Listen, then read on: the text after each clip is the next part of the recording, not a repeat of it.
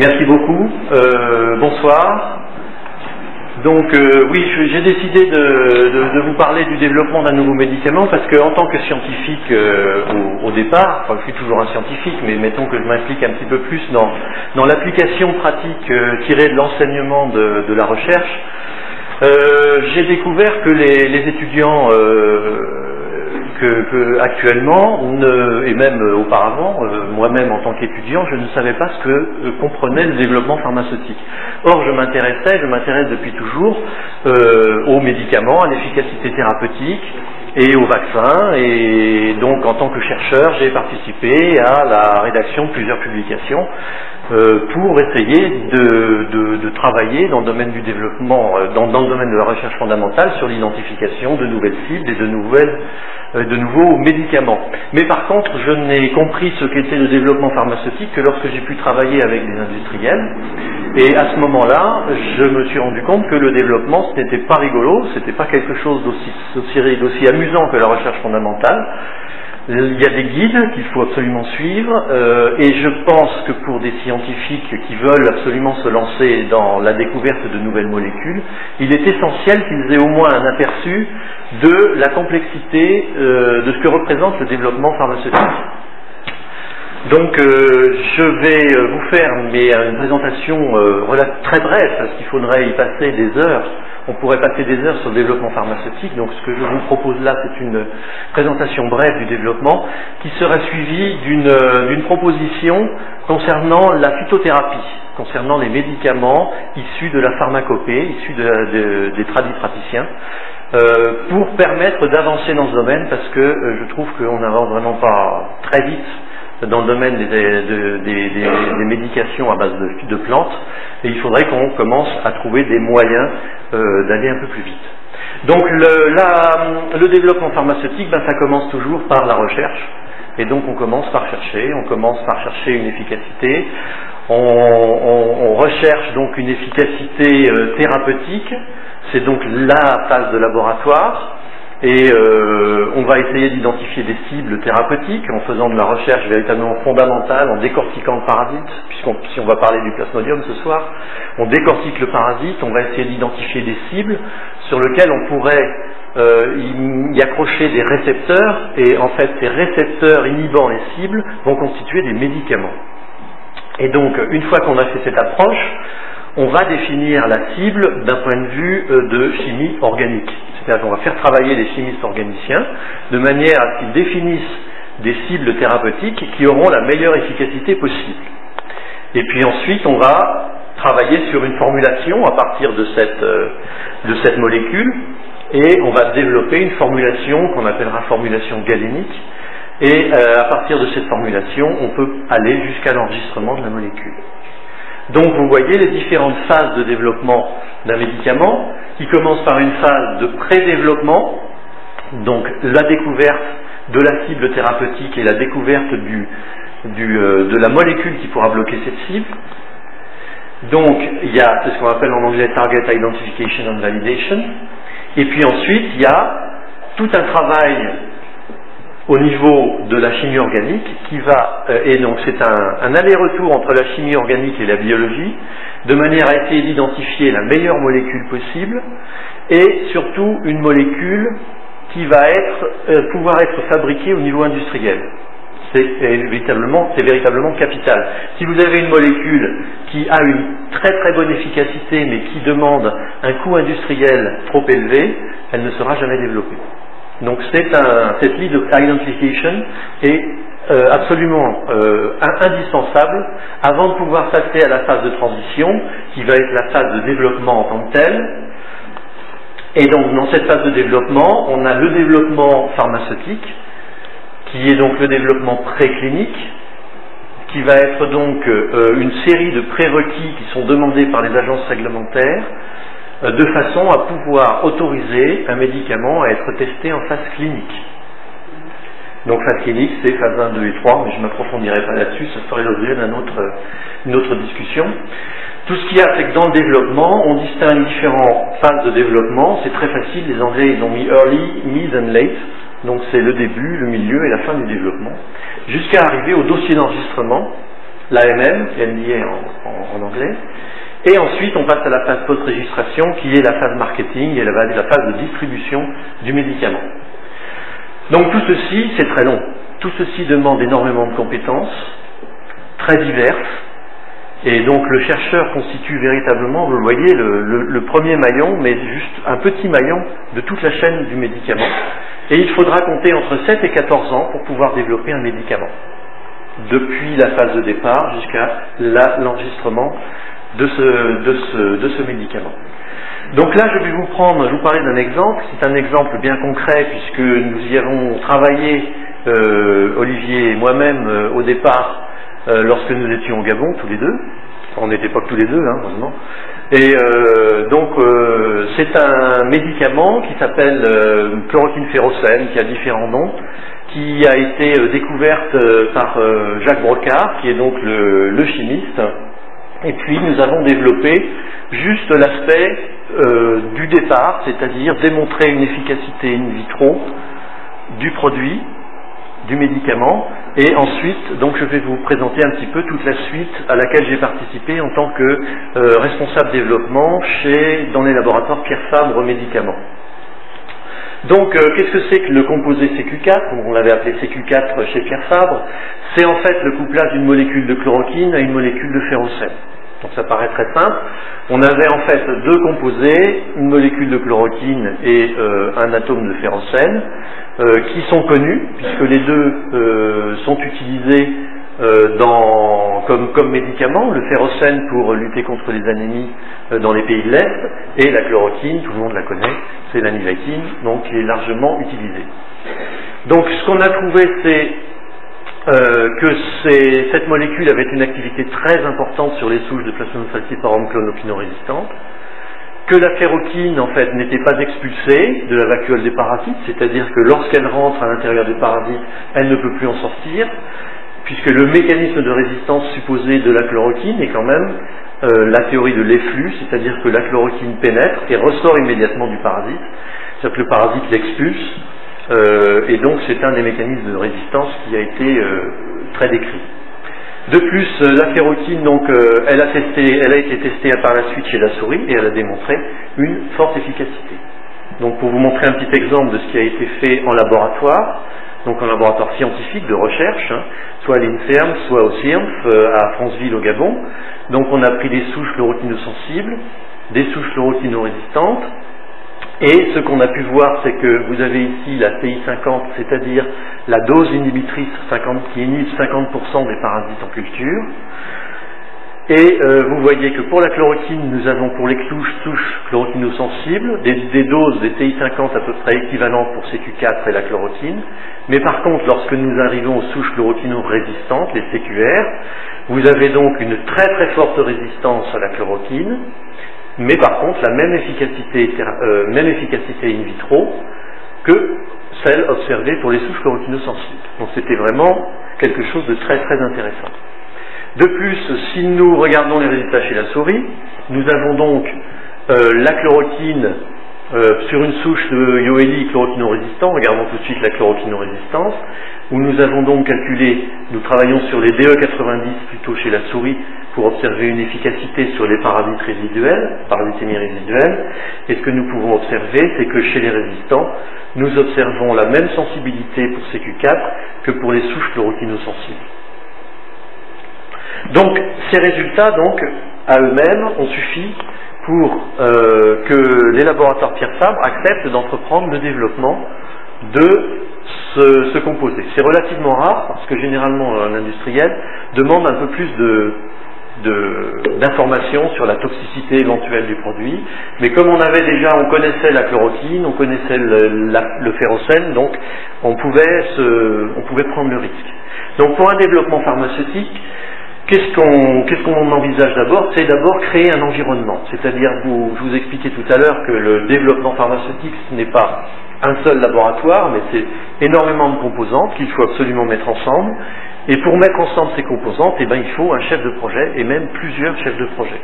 Et ces chefs de projet vont devoir travailler sur des interactions entre les différents instituts, donc en l'occurrence Pierre Fabre Médicaments, donc l'industriel, et le découvreur de la molécule, qui est donc la faculté de Lille, et autour de tout cela, eh ben, on installe différentes composantes. On installe des composantes qui vont tester la résistance, la résistance à CQ4, qui vont travailler au niveau biologique. Et puis, il y a toute une composante pharmaceutique autour desquelles on va associer différents partenaires de façon à pouvoir avancer dans le développement pharmaceutique. Donc ça, c'est la composante environnement. Et il faut bien entendu, lorsqu'on définit cette composante environnement, bien cadrer la phase juridique qui est essentielle dans le développement pharmaceutique. Si vous ne cadrez pas une phase juridique au départ, vous n'intéresserez aucun industriel et donc vous aurez un gros problème parce que l'industriel qui n'acceptera pas de s'y intéresser parce que votre molécule a des chances de retomber dans le domaine public, à ce moment-là, on passera à un autre médicament puis on oubliera celui-là.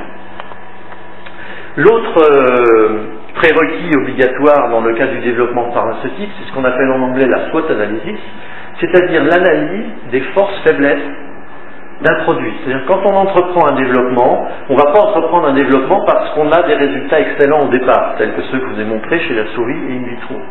Le développement, c'est pas seulement ça. Le développement, c'est rechercher la concurrence, rechercher ce qui existe. Donc là, qu'est-ce qu'on a trouvé comme force pour un nouvel antipaludique et pour un nouvel antipaludique de ce type, c'est que cette molécule est efficace sur des souches chloroquino-résistantes in vivo et in vitro. Il n'y a pas de résistance naturelle identifiée. Effectivement, il y a jusqu'à 450 souches naturelles testées. Aucune n'a montré de résistance à cette molécule. C'est très intéressant. La toxicité attendue est moindre que les médicaments sur le marché. C'est quelque chose de très important. L'activité schizonticides est complète, c'est-à-dire qu'on n'a pas observé jusqu'à présent de recrudescence parasitaire après traitement au niveau des souris, puisqu'on n'est pas encore arrivé chez l'homme. Et puis le développement peut être rapide, parce qu'on connaît déjà beaucoup de choses sur la chloroquine, on connaît beaucoup de choses sur le ferrocène, et avec des possibilités de collaboration intéressantes, d'où des économies budgétaires. Donc vous voyez, tout ça, ça rentre en ligne de compte, et on est sorti, là on a quitté le contexte scientifique. On est dans un contexte commercial et un contexte qui va essayer d'identifier quelles sont les forces et quelles sont les faiblesses. Alors les faiblesses de ce projet, eh bien, c'est vrai que c'est un projet très tôt dans le développement, comme je vous l'ai dit au départ, parce qu'on travaillait uniquement sur des activités in vitro, in vivo. Les énantiomères, j'en parlais. L'absence de données cinétiques ou toxicologiques, rien du tout sur la toxicologie de ce médicament. La faisabilité galénique est inconnue. Le prix de revient industriel, c'est le PRI, est à optimiser, c'est-à-dire que vous travaillez avec les industriels à partir d'une molécule pour essayer de découvrir quelle est la meilleure manière possible de pouvoir produire la matière active de la manière la moins chère possible. Donc avec le moins d'étapes possible et le moins de pertes après au moment de chaque étape. Et puis on n'a pas de données sur le potentiel prophylactique parce qu'à l'époque on hésitait entre développer également la chloroquine ferrocène comme prophylactique. Et puis après on a les opportunités et les menaces. Donc ce sont les opportunités, c'est le paludisme est en progrès, donc il évolue, peu de réponses aux besoins thérapeutiques, donc ça c'est un point très important.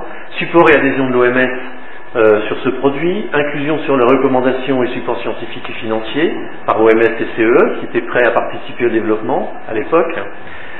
Et puis il y a les coûts commerciaux qui sont relativement limités parce qu'il y a tout un contexte commercial qui peut facilement se mettre en place et l'OMS peut faciliter la distribution de ces produits.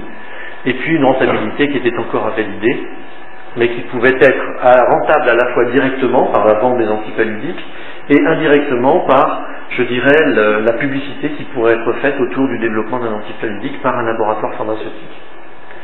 Et puis les menaces, il y en avait pas mal quand même à passer, comme l'existence de souches de terrain naturellement résistantes qui pourraient être identifiées, et à ce moment-là, ce serait ce qu'on appelle dans un jargon pharmaceutique un no-go, c'est-à-dire qu'on ne va pas plus loin. No-go veut dire on arrête. Et les résistances croisées sur souches de terrain d'autres antipaludiques, toujours possible. Donc ensuite, des contraintes au niveau du développement imposées par la communauté européenne. Une collaboration OMS, c'était des contraintes commerciales et compétition avec leurs propres produits, parce que l'OMS développait à l'époque ses propres produits, parce qu'à l'époque, la fondation MMV était liée à l'OMS, et donc travailler en étroite collaboration. Maintenant, elles travaillent toujours en étroite collaboration, mais elle en est quand même séparée juridiquement. Des indications prophylaxie bloquées par les autorités de santé, c'est toujours possible. Et puis donc, les compétitions avec les autres projets soutenus par l'OMS. Donc ces 4 points sont extrêmement importants et doivent être pris en considération tous ensemble. Et ce sont en fait les économistes des industries qui donnent le feu vert. C'est-à-dire qu'en fonction de l'étude sur ces 4 points, les économistes vont dire « ben oui, si le produit est intéressant, on continue » ou ils vont dire « on arrête ». Et les scientifiques n'ont rien à dire, les médecins n'ont rien à dire. C'est donc purement une logique économique qui prime à ce niveau-là. Je vous parle spécialement j'ai choisi de vous parler spécialement du choix des racémates énantiomères, parce que c'est quelque chose de très important qui se pose pour toutes les molécules. En résumé, chaque molécule est instable dans un milieu aqueux. Et donc cette instabilité se traduit par une présentation différente de la molécule. Cette molécule va se présenter, donc va avoir plusieurs énantiomères en fonction de sa structure. Dans le cas de la chloroquine ferrocène, on a 2 énantiomères principaux, c'est-à-dire une ferroquine plus et une ferroquine moins. C'est-à-dire qu'en structure spatiale, la molécule va se présenter de manière différente et pourrait donc potentiellement avoir une activité différente suivant qu'il y ait plus d'énantiomères plus ou d'énantiomères moins. Et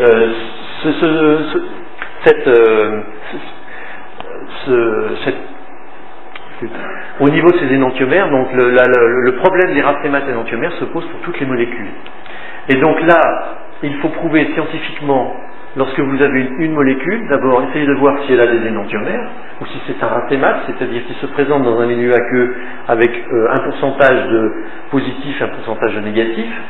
Et puis ensuite, il faut travailler si on peut, sur la séparation de chaque énantiomère et le test séparé de chaque énantiomère, ce qui au niveau chimique pose souvent d'énormes problèmes. Et donc ensuite on va décider si on doit continuer le développement avec le racémate, c'est-à-dire le mélange, ou s'il faut impérativement continuer le développement en prenant un énantiomère sélectif, le plus ou le moins. Donc là on a eu la chance que le racémate était aussi actif que les énantiomères pris séparément. Donc ce qui permettait de continuer le développement avec les racémates. Donc c'est juste un exemple d'obstacle qui peut se poser au développement. D'obstacle qui n'a rien de biologique, mais là c'est vraiment un obstacle chimique. Et si on développe un énantiomère, on oublie tout de suite le développement, parce que rien que la séparation d'un énantiomère demande beaucoup trop de pertes de produits, et à ce moment-là la rentabilité est zéro. Et le produit serait beaucoup trop cher. Donc là au niveau on va passer maintenant aux différentes étapes de développement. Donc je vous les passerai en revue et je ne vais pas vous les détailler. Simplement, je vais vous passer en revue des tableaux, mais il faut savoir que toutes ces études ne sont pas faites l'une après l'autre. Toutes les études sont faites ensemble, c'est-à-dire qu'il y a toute une cohésion avec des résultats qui sont obtenus, par exemple pour les études in vitro. Si je prends l'étude in vitro des souches, elle est faite en même temps que le début de l'expérimentation animale. Donc il y a des expériences qui sont faites en même temps et ce n'est pas une suite d'expériences qui sont faites, mais c'est plusieurs expériences qui vont conduire à la conduite du développement, à la poursuite du développement. Donc là, vous avez besoin donc de confirmer des études in vitro, donc de travailler sur l'activité en tant que telle, in vitro, et l'activité in vivo. Donc activité sur la souris, on continue les activités sur la souris, puis on va continuer l'expérimentation animale, on a testé les racémiques énantiomères dont je vous ai parlé tout à l'heure. Après, donc, il y a des phases de décision qui se mettent en place, et les rouges, là, ce sont des no-go. Donc les phases de décision suivant une série d'analyses vont conduire à un no-go, à un go-no-go, c'est-à-dire on continue ou on arrête. Puis vous avez des expériences qui étaient prévues chez les primates, pour essayer de confirmer l'activité. Vous avez des expériences sur l'émergence de résistance qui sont toujours conduites dans le laboratoire de Lille, le laboratoire de l'Institut Pasteur de Lille. Et puis l'activité sur différentes autres formes, les formes hépatiques du paludisme par exemple, et puis le potentiel prophylactique, essayer d'évaluer si on ne pourrait pas utiliser ce médicament en prophylaxie. Donc ça c'est le diagramme parlant de l'activité. Ensuite vous avez le développement, le calendrier pharmaceutique. Donc le calendrier pharmaceutique qui va évaluer la faisabilité chimique des énantiomères. Et puis ensuite, c'est la première livraison d'un lot de 100 grammes qui va permettre de travailler, de voir si c'est réalisable au niveau semi-industriel. Ensuite, on continue par la composition sur un lot de 1 kg. Et puis, on va passer sur des lots de 10 à 20 kg. Et là, à ce moment-là, on sera véritablement en production industrielle. Mais tant qu'on n'est pas passé en production industrielle, on ne peut pas produire de l'eau clinique. C'est-à-dire qu'il faut prouver que l'on est capable d'arriver en production industrielle avec un taux de contrôle qualité, un contrôle qualité qui est optimal, de façon à pouvoir aller plus loin. Et plus loin, c'est la galénique dont je vous ai parlé tout à l'heure. Et la galénique, ça va être le travail sur une formulation qui va incorporer la matière active avec plusieurs ingrédients qui vont la stabiliser et lui permettre d'être conservé dans un comprimé, dans une gélule, dans un soluté, dans différentes formes de présentation. Et donc on va mettre en place une forme galénique provisoire, on va la mettre en stabilité, c'est-à-dire qu'en stabilité généralement accélérée, c'est-à-dire qu'on va la soumettre à des conditions de stress très importantes pour voir si véritablement cette formulation va tenir la route ou pas. En général, on la met en stress pendant 3 mois, ce qui fait que donc pendant 3 mois, on va être tenu en haleine pour savoir si cette formulation va tenir, et ce n'est que dans 3 mois que l'on saura si cette formulation s'est cassée la figure ou non. Et à ce moment-là, on revient et on refait une autre formulation pour essayer d'avancer. Donc ensuite, on fabrique le comprimé et on va pouvoir commencer les phases cliniques comme prévu. Et ensuite, on va libérer les formes lorsqu'elles auront eu une stabilité suffisante, lorsqu'elles auront démontré qu'elles sont suffisamment stables pour pouvoir être utilisées sur le terrain. Et pendant ce temps-là, on fait la pharmacotoxicologie.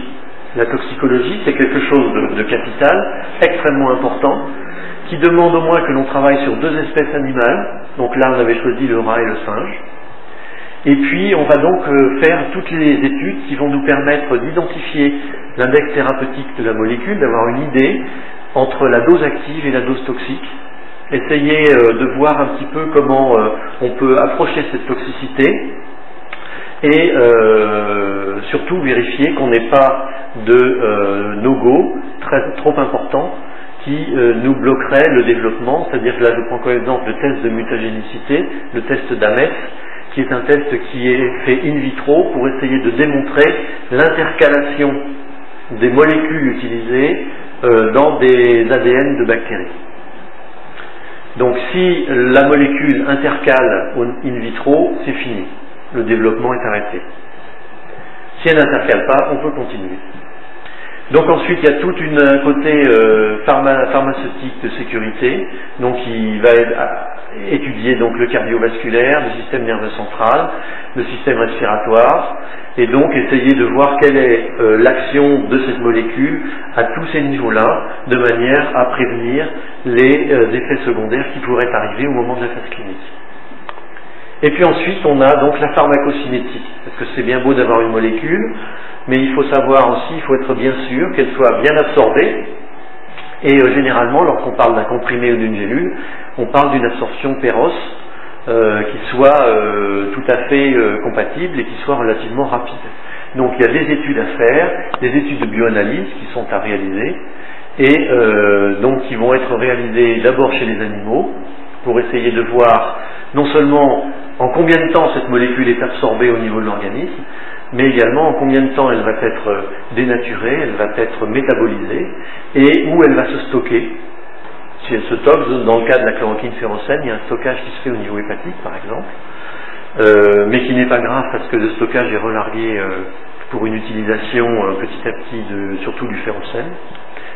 Et donc ensuite, il y a toute une phase de toxicocinétique chez le rat et le singe, et ensuite on peut passer à la pharmacocinétique chez l'homme.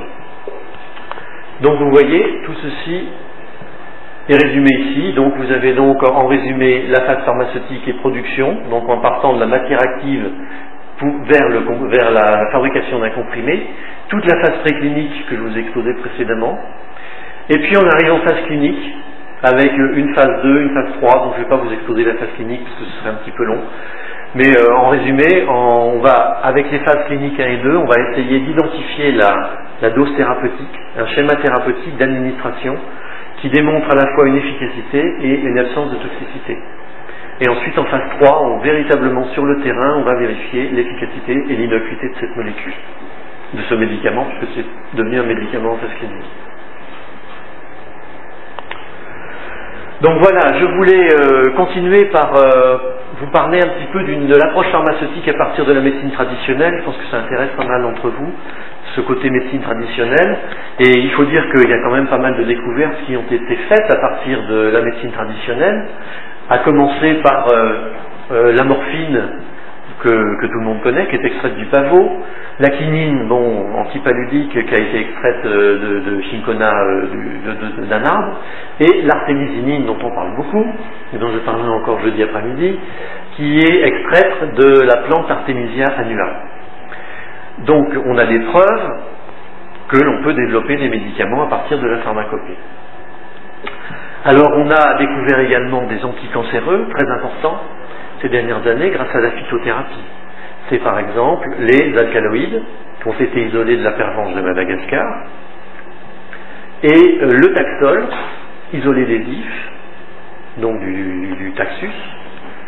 Et alors, pour ces médicaments, en général, donc, on a isolé les principes actifs, on a découvert les principes actifs, et comme ces principes actifs étaient, comme tous les anticancéreux, relativement toxiques, on a travaillé sur la synthèse, avec la synthèse chimique, pour essayer de produire des dérivés moins toxiques. Et donc, à partir des plantes et de l'isolement du principe actif de base, on a pu mettre au point le taxotère et la naveldine, qui sont à présent des médicaments anticancéreux vendus.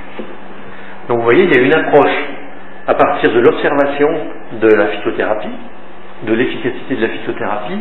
Après, il y a eu un travail de chimie et de biologie pour essayer d'identifier les molécules actives. Et ensuite, un travail véritablement de développement pharmaceutique, tel que celui dont je vous ai parlé tout à l'heure. Alors, les limites de la pharmacopée traditionnelle, c'est quoi? Bon, il y en a deux principalement. C'est que lorsqu'on travaille sur le terrain, on remarque que l'efficacité est généralement basée sur l'observation et n'a pas été démontrée scientifiquement. Ça, ce sont des limites de la pharmacopée. C'est vrai qu'on observe, ça marche. Il y en a qui disent que ça ne marche pas. Bon, on a tous les échos. Et d'autre part, le gros problème vient du fait que les formulations, les dosages et les modes d'administration varient énormément en fonction de la transmission de l'information, que très souvent la transmission est orale. Et donc en transmission orale, on transmet des choses et puis on oublie quelque chose, ou alors on adapte un petit peu la formulation, et puis on l'adapte en fonction de l'expérience du tradipraticien très souvent, et on réussit à avoir différentes formulations à partir d'une même base phytothérapique. Donc ça pose un problème après pour, je dirais, essayer de démontrer scientifiquement une observation. Donc l'approche pharmaceutique qui a été utilisé pour les anticancéreux dont je vous ai parlé tout à l'heure, c'était donc le criblage des molécules extraites des plantes utilisées pour identifier un ou plusieurs principes actifs. Et dans ce criblage, on retrouve le développement pharmaceutique que je vous ai expliqué tout à l'heure. C'est-à-dire qu'on va partir du départ, c'est-à-dire qu'à partir d'une phytothérapie qui est arrivée en phase 3, parlait même plus, puisqu'elle était en post-régistration quasiment, puisque ça est utilisé par les tradipraticiens. Donc elle était utilisée par la médecine traditionnelle. Donc on pourrait dire qu'elle est en post-enregistrement. Et bien on revient en arrière complètement, et on revient au départ, pour essayer d'identifier un nouveau principe actif, et ce principe actif sera effectivement catégorisé de nouveau, puisqu'il n'avait pas été décrit dans la littérature, et on va recommencer tout le processus qui va coûter énormément d'argent. Donc le résultat, c'est qu'on arrive à avoir un schéma de développement qui va se retrouver identique au schéma que l'on observe dans l'industrie pharmaceutique, c'est-à-dire que lors du développement, on a un coût, on a des dépenses, uniquement des dépenses, pendant 7 à 14 ans, c'est-à-dire que pendant la recherche-développement, on va dépenser énormément d'argent, le plus d'argent pendant les phases cliniques, parce que c'est celle qui coûte le plus cher, et puis ensuite, on peut normalement récupérer son argent si bien entendu on a un médicament qui est intéressant. Et donc en fait les industriels récupèrent leur argent à ce niveau-là avant que le brevet n'expire, de façon à pouvoir reprendre le développement d'un autre médicament et pouvoir retomber dans leur fonds, dans leur financement. Donc le problème, je dirais pour les médicaments contre des maladies négligées,